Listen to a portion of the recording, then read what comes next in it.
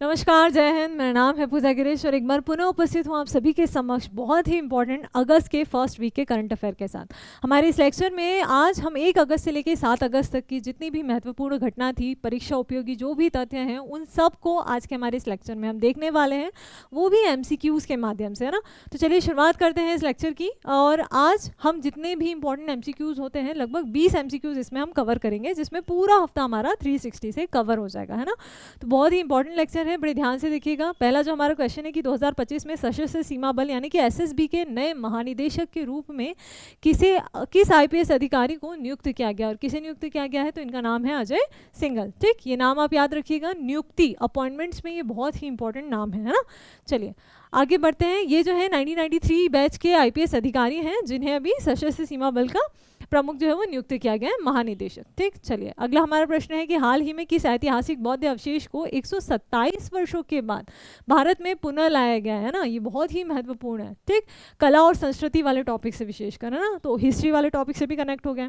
तो कौन सा स्थल है, तो इसका सही जवाब है पिपरवा अवशेष। ठीक, ये बौद्ध स्थल है प्रमुख। जैसे आपने सांची स्थल का नाम सुना होगा, ठीक, वैसे ही पिपरवा जो है वो बौद्ध सबसे प्राचीन बौद्ध स्तूप है। ठीक, और ये कहाँ पे आता है, उत्तर प्रदेश में आता है। तो इस ऐतिहासिक बौद्ध अवशेष को, यहाँ के जो अवशेष हैं, उनको 127 वर्षों के बाद पुनः भारत में लाया जा रहा है ना। तो कहाँ चले गए थे ये देखिए, थोड़ा सा विस्तार से भी हम देख लेते हैं कि ये जो पिपरवा अवशेष है गौतम बुद्ध का, ये इन्हें 1898 में अंग्रेज इंजीनियर जो है विलियम एप्पे ने खोजा था, और ये अवशेष लंदन में नीलामी के लिए रखे गए थे। पहले क्या होता था, अंग्रेज जो थे, यहाँ के जितने भी महत्वपूर्ण मूर्तियाँ हुआ करती थी, गौतम बुद्ध के जो अवशेष थे या फिर जो ग्रंथ हुआ करते थे, उनको ले जाते थे और फिर वहाँ पे विदेशों में उनकी नीलामी की जाती थी, उन्हें बेचा जाता था, तस्करी की जाती थी। ठीक, तो अब हमारे जो भारत सरकार है, उनके द्वारा उन चीज़ों को वापस लाया जा रहा है ना। और उसमें से एक है पिपरवा अवशेष भगवान गौतम बुद्ध के। ठीक, तो इनकी खोज इन्होंने की थी और अवशेष लंदन में नीलामी के लिए रखे गए थे। ठीक, और अब इन्हें भारत सरकार के हस्तक्षेप से और उद्योगपति गोदरेज समूह के प्रयासों से इन्हें 2025 में वापस लाया गया। देखिए कुछ इस प्रकार के अवशेष हैं, यहाँ पे आप तस्वीर में देख सकते हैं। ये गौतम बुद्ध के द्वारा उपयोग की गई बहुत सारी चीज़ें होती है ना। कुछ कभी किसी में, जैसे अलग अलग स्तूप जो होते हैं ना, उसमें किसी में उनके पात्र रखे जाते हैं। ठीक, तो इस तरह की चीज़ें होती है, ये चीज़ आपको ध्यान रखनी है। आगे बढ़ते हैं। महाराष्ट्र सरकार ने डॉक्टर MS स्वामीनाथन की जयंती को किस दिवस के रूप में मनाने की घोषणा की है, और किस जयंती के रूप में, तो सतत कृषि दिवस के रूप में मनाने की घोषणा की है। MS स्वामीनाथन जी के बारे में आप जानते होंगे, है ना। ये जो है हरित क्रांति के जनक भी इनको कहा जाता है। तो पहली हरित क्रांति की शुरुआत कब हुई थी, आप मुझे कॉमेंट में बताइएगा, है ना। चलिए आगे बढ़ते हैं। हरित क्रांति का जनक इन्हें माना जाता है। चलिए अगला है, निम्नलिखित में से किसे 1 अगस्त 2025 को भारतीय सेना के उप सेना प्रमुख के रूप में मतलब पदभार ग्रहण किया गया है। ये नाम आपको याद रखना है। ठीक, उप सेना प्रमुख जो होते हैं वो बहुत ज़्यादा इंपॉर्टेंट होते हैं। और किन्होंने ये पदभार ग्रहण किया है, तो ये है जनरल पुष्पेंद्र सिंह। ठीक, ये नाम आप याद रखिएगा। उसके अलावा अगला है हमारा कि ऑस्ट्रेलिया ने किस आयु वर्ग के बच्चों के लिए यूट्यूब सहित सभी प्रमुख सोशल मीडिया प्लेटफॉर्म्स प्रतिबंधित कर दिए हैं ना। और कौन सी आयु वर्ग है, तो 16 वर्ष से कम आयु के जितने भी बच्चे हैं उनके लिए ये सारी चीज़ें प्रतिबंधित कर दी गई है। कौन सी भैया, यूट्यूब सहित जितने भी सोशल मीडिया प्लेटफॉर्म्स है। एक बहुत अच्छा इनिशिएटिव है, क्योंकि आजकल हम देख रहे हैं बच्चों को एक लत लग चुकी है सोशल मीडिया की, है ना। खाना भी खाते हैं तो वो रील स्क्रॉल करते करते, है ना। तो इसलिए ऑस्ट्रेलिया ने ये कदम उठाया। ये आपको याद रखना है, ऑस्ट्रेलिया की बात है। ठीक, क्यों किया गया है, ताकि उनकी मानसिक डिजिटल सुरक्षा को ध्यान में रखते हुए किया गया है। अगला है, विक्रम साराभाई अंतरिक्ष केंद्र VSSC के नए निदेशक के रूप में किसे नियुक्त किया गया है, और किसे नियुक्त किया गया है, तो ये नाम आपको याद रखना है कि A राजराजन। ठीक, ये नाम आपको याद रखना है, ये भी अपॉइंटमेंट से ही है और बहुत इंपॉर्टेंट है, विज्ञान और प्रौद्योगिकी विशेषकर उस सेक्शन से, है ना। चलिए आगे बढ़ते हैं। और ये जो है ये वैज्ञानिक, ये और ज़्यादा महत्वपूर्ण इसलिए भी हैं क्योंकि इन्होंने चंद्रयान, गगनयान, ठीक, गगनयान जो हमारी बहुत ही महत्वाकांक्षी है मिशन है, बहुत जल्द आपको देखने को मिलेगा, उसमें भी इनका बहुत बड़ा योगदान है, परियोजना में ये शामिल रहे, है ना। चलिए आगे बढ़ते हैं। हाल ही में 4500 साल पुराने हड़प्पा सभ्यता के अवशेष भारत के किस राज्य में पाए गए। लगभग 4500 साल पुराने अवशेष कहाँ पे पाए गए, तो ये पाए गए राजस्थान में, है ना। भारत के राजस्थान में पाए गए। इससे पहले राजस्थान में हड़प्पा सभ्यता से जुड़ा हुआ जो स्थल था, कालीबंगा का आपने नाम सुना होगा, है ना। तो उसमें से एक जो है, अभी एक और स्थल की खोज की गई है जो कि राजस्थान से। ठीक, जैसलमेर में पाया गया है ना। जैसलमेर जिले में हाल ही में पुरातत्वविदों ने 4500 साल पुराने हड़प्पा सभ्यता के एक अवशेष की खोज की है। ठीक, और ये खोज सिंधु घाटी सभ्यता के दक्षिण पश्चिम विस्तार को दर्शाता है। जब आप सिंधु घाटी सभ्यता पढ़ते हैं हिस्ट्री में तो आप उसका विस्तार देखते हैं कि वो जो है त्रिभुजाकार क्षेत्र में फैला हुआ है कुछ इस प्रकार से। ठीक, इस प्रकार से वो फैला हुआ है। यहाँ पे जम्मू कश्मीर का क्षेत्र हो गया, फिर यहाँ पे जो है महाराष्ट्र का हो गया, उसके बाद ये उत्तर प्रदेश का क्षेत्र हो गया, और ये जो है यहाँ पे बलूचिस्तान जो पाकिस्तान वाला क्षेत्र हो गया। तो इसी बीच में यहाँ का जो क्षेत्र है ये भारत के राजस्थान का क्षेत्र आता है। ठीक, मतलब दक्षिण पश्चिम। आगे हम बढ़े तो हाल ही में रूस में किस ज्वालामुखी का विस्फोट भूकंप के कारण हुआ है। और अभी आपने देखा कि 8.8 तीव्रता का भूकंप अभी जो है 30 जुलाई के समय पे आया था। कहाँ पे आया था? तो ये प्रशांत महासागर में इसका प्रकोप देखने को मिला था, और इससे सबसे ज़्यादा प्रभावित जो हुआ था वो रूस हुआ था, और उसी कारण से रूस में एक ज्वालामुखी का विस्फोट हुआ है। उस ज्वालामुखी का नाम क्या है? तो उसका नाम है क्लियूचेव्स्कॉय। ठीक है, क्लियूचेव्स्कॉय इसका नाम है, ये ज्वालामुखी, जिसको आपको याद रखना है। अब ये देखिए ये कौन सा द्वीप था रूस का? तो ये कामचटका प्रायद्वीप था, और उसी के अंदर ये जो 8.8 तीव्रता का शक्तिशाली भूकंप आया था, और उसी कारण से क्लियूचेव्स्कॉय ज्वालामुखी फट गया, और जिससे आसपास के क्षेत्रों में खतरे की स्थिति बनी हुई है, और सुनामी की चेतावनी भी दी है। क्यों? क्योंकि ये जो भूकंप है ये कहाँ पे आया है? समुद्र की तली में आया, और कौन से? प्रशांत महासागर में, है ना, जिस कारण से जापान, रूस, इस क्षेत्रों में जो है सुनामी की बहुत प्रबल आशंका है। चलिए आगे बढ़ते हैं। 71वें राष्ट्रीय फिल्म पुरस्कार में सर्वश्रेष्ठ अभिनेता का पुरस्कार किन दो अभिनेताओं को संयुक्त रूप से दिया गया? देखिए इस प्रश्न में 2 से 3 चीज़ें बहुत महत्वपूर्ण हैं कि जो राष्ट्रीय फिल्म पुरस्कार हमें मिला है ये 71वां है, पहली चीज़। ठीक, दूसरी बात, अभिनेता के लिए संयुक्त रूप से दिया गया 2 अभिनेताओं को, है ना, और उनका नाम क्या है?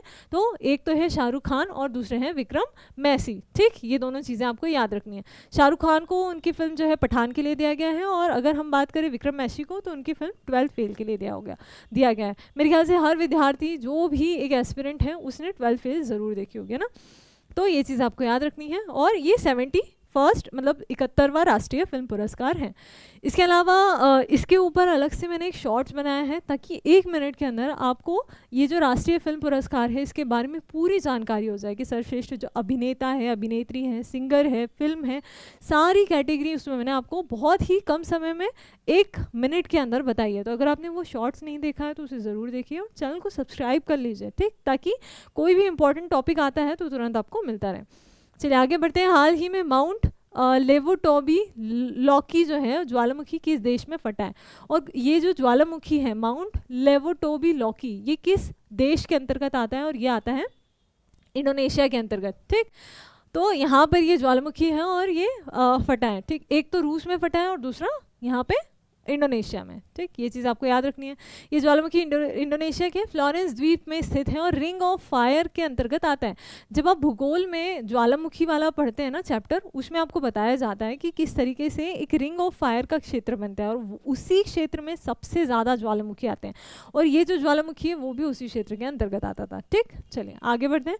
भारत में 17वें उपराष्ट्रपति चुनाव की तिथि क्या घोषित की गई है ना, और क्या घोषित की गई है? पहली चीज़ देखिए, इस प्रश्न से हमको क्या जानने को मिलता है कि अभी जो हमारे नए उपराष्ट्रपति चुने जाएंगे, अभी हमको पता है कि हमारे उपराष्ट्रपति ने इस्तीफा दे दिया, तो अब नए जो उपराष्ट्रपति चुने जाएंगे उनका चुनाव की तिथि यहाँ पे पता चलेगी। दूसरी चीज़ कि अगले जो उपराष्ट्रपति होंगे वो कौन से होंगे? 17वें क्रम के होंगे, है ना। तो एक प्रश्न से बहुत सारे फैक्ट्स हमको मिलते जाते हैं।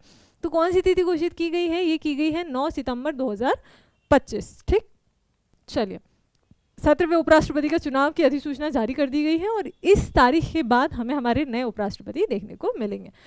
चलिए आगे बढ़ते हैं।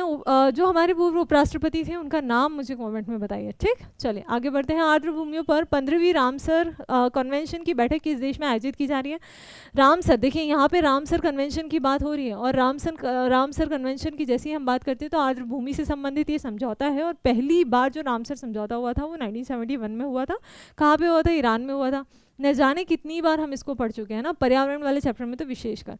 तो ये जो है ये समझौते की इसकी कन्वेंशन की 15वीं बैठक जो है अभी हाल ही में जिम्बाब्वे में आयोजित की जा रही है ना, आर्द्र भूमियों के संरक्षण के लिए। तो ये चीज़ भी हमको याद रखनी है। ठीक, 2025 में 15वीं बैठक आयोजित की गई है। अगला है भारतीय नौसेना के 47वें उप प्रमुख के रूप में किसे नियुक्त किया गया और किसे नियुक्त किया गया है। अब यहाँ पे देखिए किसकी बात हो रही है, उप प्रमुख की। ठीक है, नौसेना के उप प्रमुख की। वहाँ पे हमने सेना की प्रमुख की बात करी थी, थल सेना, यहाँ पे नौसेना की बात हो रही है। ठीक, ये नाम भी आपको याद रखना है कि संजय वात्स्यायन इनका नाम है ना, ये चीज़ याद रखनी है। और 47वें उप प्रमुख की, ये क्रम भी आपको याद रखना है, कभी कभी क्रम पूछ लिया जाता है। चलिए आगे बढ़ते हैं। अगला है कि वर्ष 2024-25 में किस देश को दुनिया का सबसे खाद्य असुरक्षित देश घोषित किया गया है ना, जहाँ पे बहुत ज़्यादा खाद्य संकट है, सबसे ज़्यादा पूछा गया। और कौन सा है वो, तो अफगानिस्तान है ना, इसका सही जवाब है अफगानिस्तान। और इसका कारण क्या है कि युद्ध, सूखा और आर्थिक संकट के कारण ही अफगानिस्तान में खाद्य संकटग्रस्त इसे घोषित किया गया। चलिए आगे बढ़ते हैं। उत्तर प्रदेश सरकार ने किस नई पहल के तहत गाय के गोबर से कपड़ा और बायोप्लास्टिक बनाएगा, है ना। तो कितनी बड़ी इनिशिएटिव है, कितनी बड़ी पहल है कि गाय के गोबर से कपड़ा बनाया जाएगा, बायोप्लास्टिक बनाया जाएगा। और इस पहल का नाम क्या है, तो इस पहल का नाम है गोधन ग्रीन प्रोजेक्ट। ठीक, ये नाम आपको याद रखना है। कहाँ पे, तो उत्तर प्रदेश सरकार के द्वारा, ये भी हमें याद रखना है। ठीक, चलिए आगे बढ़ते हैं। भारत का पहला make in India green hydrogen plant किस बंदरगाह पर शुरू किया गया है। तो पहला, ठीक, सबसे पहली चीज़ तो कि पहला make in India green hydrogen plant है, और कौन से बंदरगाह पे, तो ये कांडला। कहाँ पे आता है ये, तो ये गुजरात में आता है, कांडला बंदरगाह, है ना। अलग अलग आपने पढ़े होंगे जब भी आप बंदरगाह पढ़ते हैं तो, ठीक है। तो ये आपको ये पता होना चाहिए कि कांडला बंदरगाह गुजरात के अंतर्गत आता है। और ये प्लांट जो है भारत के स्वच्छ ऊर्जा लक्ष्य की दिशा में एक बड़ा कदम है। आगे बढ़ते हैं। केंद्रीय मत्स्य पालन मंत्रालय के अनुसार मछली उत्पादन में भारत का विश्व में कौन सा स्थान है। और ये इंपॉर्टेंट इसलिए है क्योंकि भारत का इसमें दूसरा स्थान है। प्रथम, द्वितीय, तृतीय, ये जब 3 श्रेणियां होती हैं तो ये सबसे ज़्यादा महत्वपूर्ण हो जाता है ना। तो हमें याद रखना है कि दूसरा स्थान है भारत का। अगला है हिरोशिमा दिवस प्रतिवर्ष किस तिथि को मनाया जाता है। और किस तिथि को मनाया जाता है, तो ये मनाया जाता है 6 अगस्त को, हिरोशिमा दिवस के रूप में मनाया जाता है। इस समय पे क्या हुआ था, द्वितीय विश्व युद्ध के दौरान हमें पता है कि अमेरिका ने जापान पर परमाणु बम जो है गिराया था, और उस 6 तारीख को हिरोशिमा पर गिरा था, जिस कारण से हिरोशिमा दिवस मनाया जाता है 6 तारीख को। और उसके बाद नागासाकी दिवस की तारीख भी आपको बतानी है ना।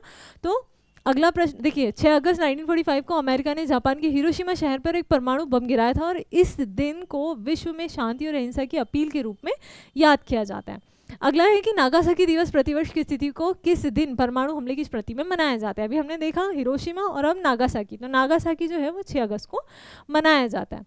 और इस दिन भी क्या हुआ था, अमेरिका ने जापान के नागासाकी शहर पर फैट मैन नाम से एक परमाणु बम गिराया था। इसका नाम क्या था, फैट मैन था, है ना। और इस दिन नागासाकी दिवस के रूप में मनाया जाता है।